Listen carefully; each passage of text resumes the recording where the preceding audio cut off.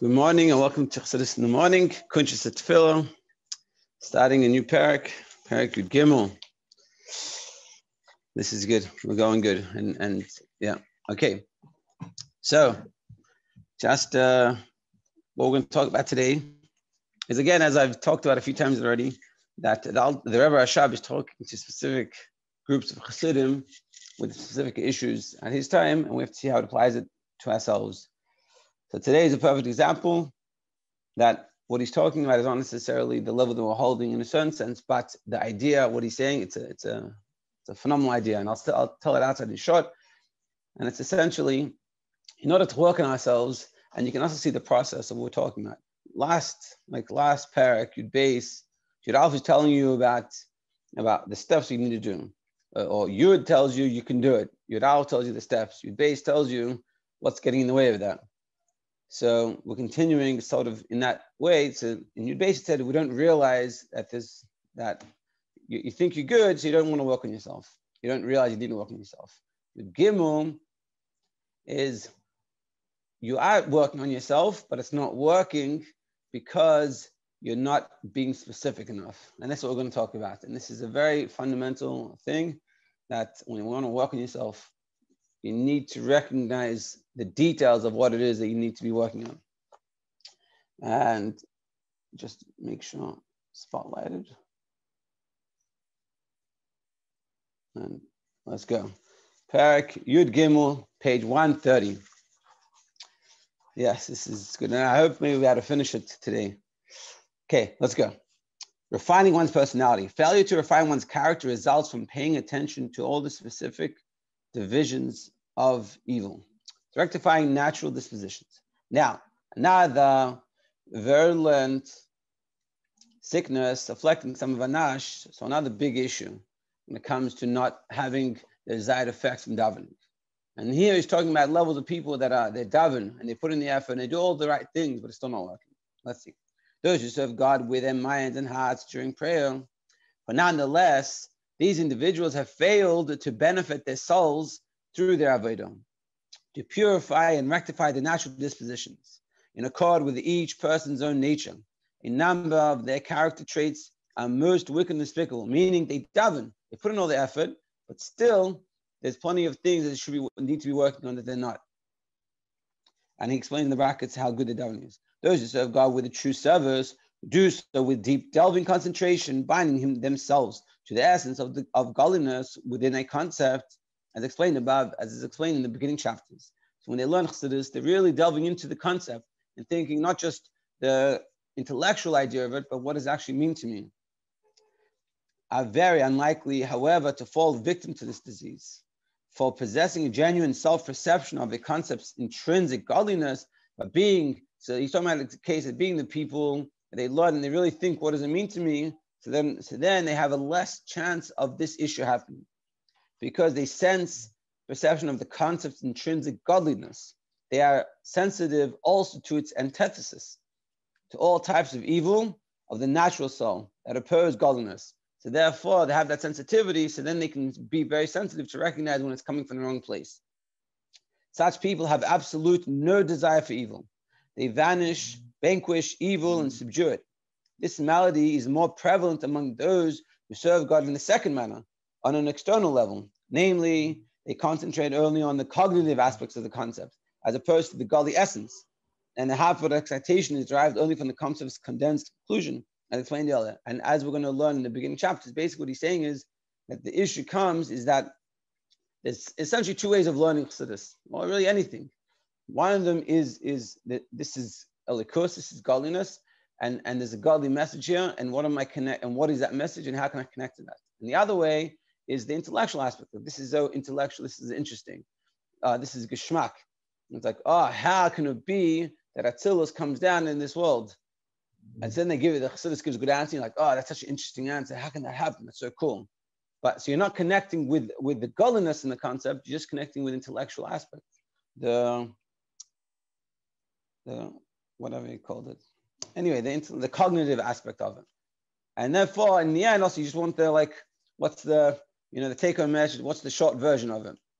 And you're saying when you do it that way, so then you're more prone to not connecting and not working on yourself. So that person will daven and they'll learn and they'll do all the right things, but it doesn't work. It's because the way they're doing it is false, is incorrect.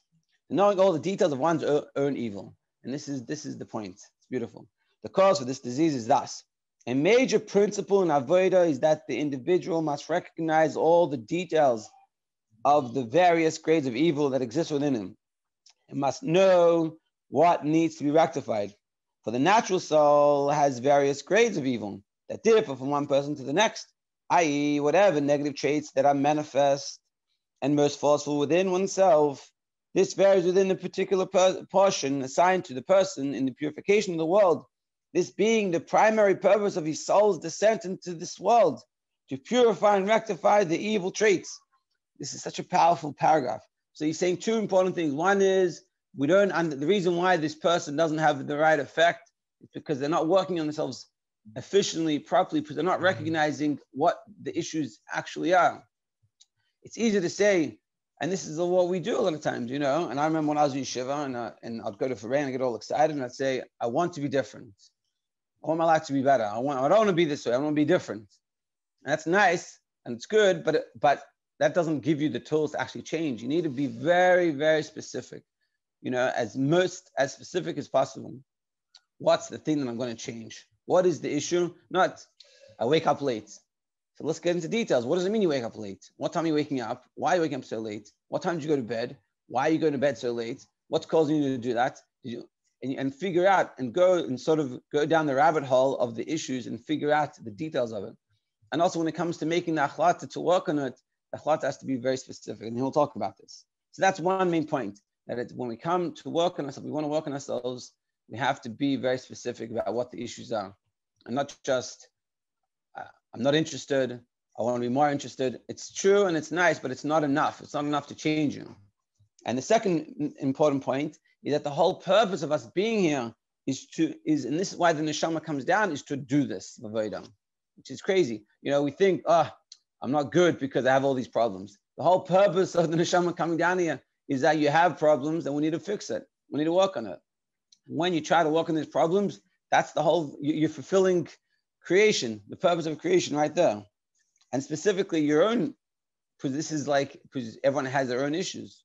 So without such knowledge, even if a person loathes the evil within himself, not desiring it at all, he will not succeed in correcting it, as long as he fails to discern its specifics. It's so true, so powerful, that when we come, we don't take nachlata, People take achatas, especially like kids, they do it when you also get in yeshiva. I did this for many years. Achlata, what's the achlata? Mo'avas Yisrael. It's like the joke they have. Mo'avas Yisrael. What does that mean, Mo'avas Yisrael? Specific, And so the most specific possible. And it has to be something practical. Like I say, what, like in Elton, I was thinking about this. What is an achlata? What achlata do you take? Take something that you should do. You want to do it, and it will benefit for you, but you're just not doing it. Meaning, achlata is not. If we look at an achlata, is that where there's where I'm holding and where I should be holding. So I'm here. I'm on level 1, and I should be on level 10. So what do I need to do to get in level 10? What am I going to be doing to be on level 10? But that doesn't work. It's not about where you need to go. It is, but practically it's. What's the next step that I can practically do to get myself one step closer to level 10? And that's the achlata we need to take. And it could be very simple things that you could be too embarrassed to tell anyone. But it's irrelevant of other people, between you and Hashem. And so therefore, that's how you look at it. And you have to recognize the details of the issue and take the steps, the one step closer needed. This then is the cause for the aforementioned disease, whereby a person, even after toiling in avodah prayer, still has the same despicable character traits as before. For when an individual during prayer becomes awakened with a love for God to the extent that he yearns for and desires godliness, he will not desire the evil, the animal soul's natural dispositions. He will make a soulful resolution and not to be drawn by them. So he davens, he's excited. He's like, I don't want to be connected to this thing. I don't want to do this. I don't want to go to bed later. I don't want to watch movies before I go to bed. I want to get up. I want to get up early. I want to get up in time. I want to eat healthy. I want to take care of myself. I want to be a nicer friend. And he has all this inspiration during his davening, yet that's all in regards to the general evil of the animal soul. Or in the vernacular, like I said before, when he says this in Yiddish, it means he's trying to really hit it home in a language that they understand. He knows full well that his general conduct is not good at all, and he truly does not want it. He firmly resolves to flee from evil and to act only virtuously. But his resolution, though, has no impact on its details. And it's such a sad state because he really wants it. He wants to change. He davens properly and he's like, I'm going to be different. We say to ourselves, my life's going to be different. Tishrei, I'm going to change. Kislev is going to come. I'm going to Chassidus month. It's all going to change. But what happens in the end? Unfortunately, too many times we come back and what has changed? Nothing. We're still doing the same things. Why? What happened? The problem isn't not the enthusiasm. You have the enthusiasm. You want it. The problem is you haven't specified it. And this is what he's talking about. You have to specify it.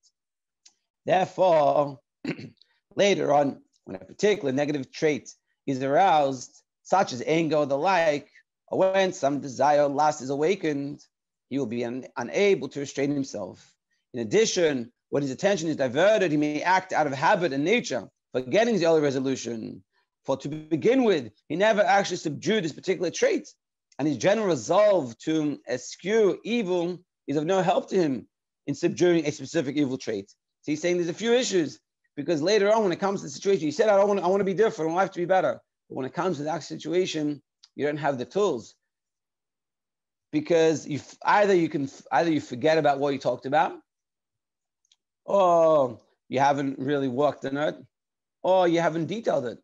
So I want my life to be different. I want to have a better morning, but you're still going to bed later, 1, 2 in the morning, and you're doing all the things beforehand which cause you to go to bed that late. You're like, oh man, why is it keeping happening? Oh man, I'm going to make sure to get up earlier, but you haven't specified the issue at hand to actually work on yourself. Moreover, having nothing to grasp onto, because when you're davening, you're not thinking about a specific issue, just a general issue. This general resolve itself will not endure. In general, it is comparable to any matter that is only peripheral. In that it is altogether unsuited to effectuating anything concrete, especially something specific. So ultimately, it's beautiful also he's saying that, and I think a lot of us can relate to this, that we want to change, we want to work on ourselves, we want our lives to be better. And that's what he's saying. The person's issue is not that he is not interested. He is interested. We are interested and we want to do all these good things. We want our lives to be better. We want to be more connected. We want to look different. We want to feel different. We want to have all that. The only thing we're lacking is the recognition that we got to detail it.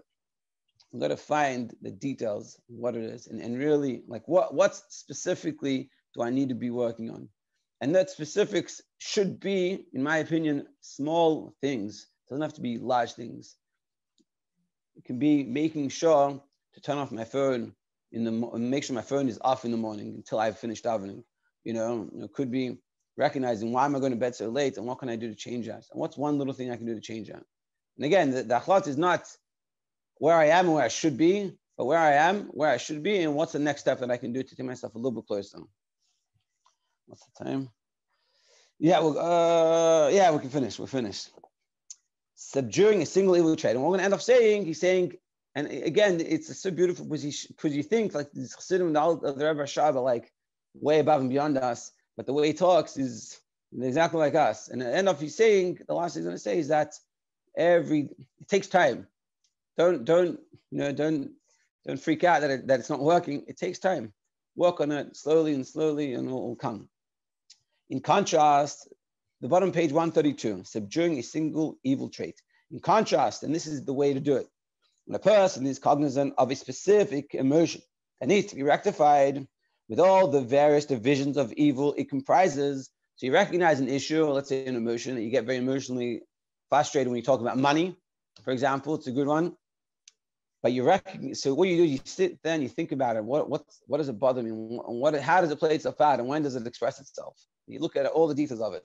And when he awakens his heart during prayer, he concentrates on overpowering and subduing this particular emotion. So then when you daven, you think about it, and you say, wow, so So I have an issue when it comes to talking about money with my spouse. It's hard. Or when it comes to thinking money, it's hard. And then I feel uncomfortable spending money for Shabbos food or giving tzedakah. And how do I work on this? So then when you have that specific issue and you really brought it down to details, and when he awakens his heart during prayer and concentrates on overpowering, subduing these particular emotions, then he will succeed in bringing about a positive change into his soul. Truly subduing and repressing the evil traits. And then you'll be able to do it because you've detailed it. You have a very specific veda, something specific that you can do. You know, I'm going to make sure to spend 5 minutes in the morning, or I'm going to make sure to turn off my phone in the morning and not turn it on until I finish davening. That's a very specific thing you can do.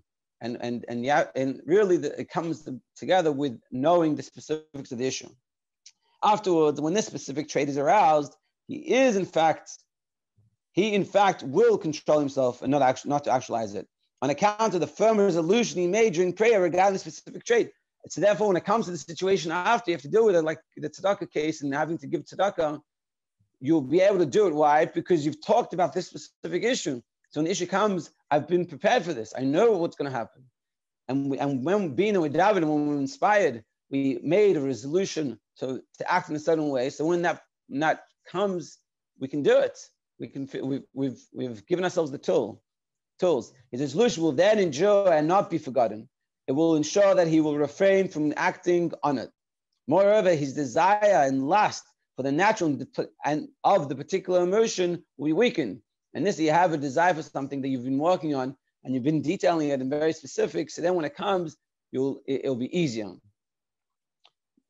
For this was the focus of his avodah during prayer, since his rejection of the evil is proportionate to his yearning and desire for godliness. Being that when you're davening, you desire godliness, and you realize this taking you away from godliness, and you've been very specific about it. So then when it comes to that specific issue, it's not as hard. It's easier automatically because you've done this whole work during davening.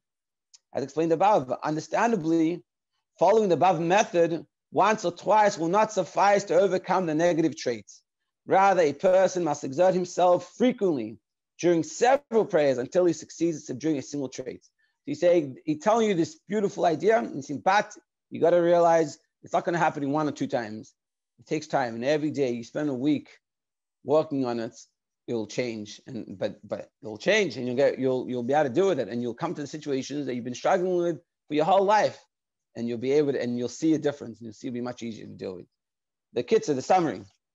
Some individuals who practice avodah have not achieved the purification and refinement of their emotions. The reason for this is their failure to pay attention to all the specific divisions of evil, to subtle forms as well. And essentially we're saying is they do all the avodah in general, but it doesn't work because they need to be specific, more specific. This purification and refinement can be attained only through tremendous toil during numerous prayers while focusing on a single negative trait. And you have to spend a lot of davenings on one little issue, one little issue, take a long time, but you'll get there and you'll see, you'll be successful. Beautiful. I want to wish everyone a great Shabbos, and we'll pick up on Monday.